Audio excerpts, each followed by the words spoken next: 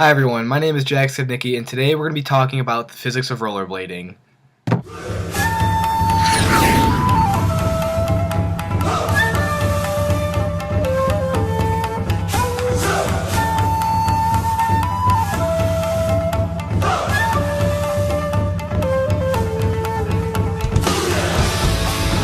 Rollerblading is a sport in which one wears a pair of boots with a row of inline wheels attached to the bottom of the boot.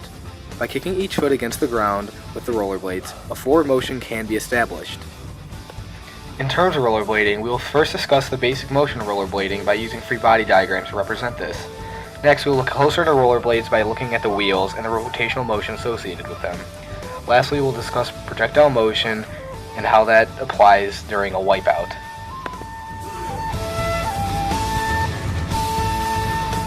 Let's begin with discussing the free body diagrams associated with rollerblading. Here's our boot, and here are the wheels. This is our rollerblade, and here's the ground. The force of gravity along with the mass of the rollerblader and the rollerblade act down upon the ground, giving us our Fg. In response to this Fg, there's the normal force, Fn, applied back on the rollerblade by the ground, which is pushing up against that. And for Fa, the rollerblader kicks against the ground with their opposite foot, thus propelling the rollerblade forward. So this is our applied force. And this is a basic free body diagram of a rollerblade in motion. This is how it achieves motion. As you can see here, the rollerblader pushes it off against the ground to propel himself forward. His weight is forcing him down against the ground while the ground is maintaining him and keeping him up. This is how he creates his motion going forward.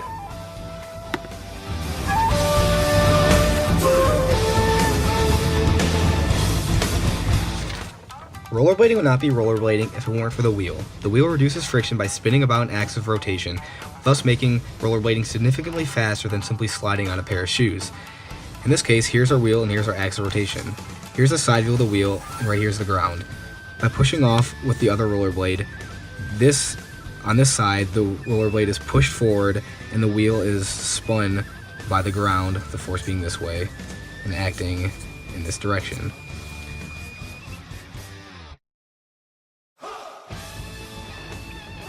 A wipeout can be best explained by projectile motion. Here we have a rollerblader, and this is their center of mass.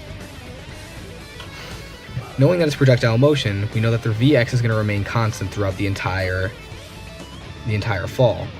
And again, their Viy is just going to be equal to 0 meters per second because before the fall they were only going in a horizontal direction. There was no up or down movement at all.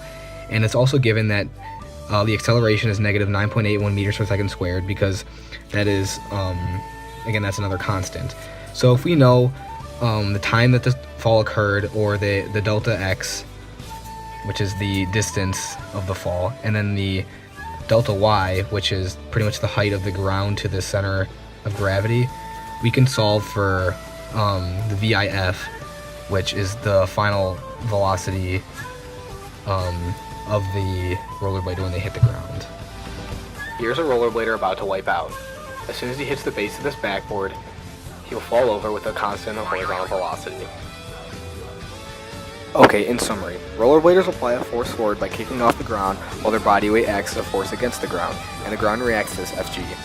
Rotational motion applies to rollerblades in regards to the wheels, reducing friction and maximizing the speed of the rollerblades. And last, projectile motion is also applicable to the wipeouts. And that concludes my video of the physics of rollerblading. Thanks to everyone who watched.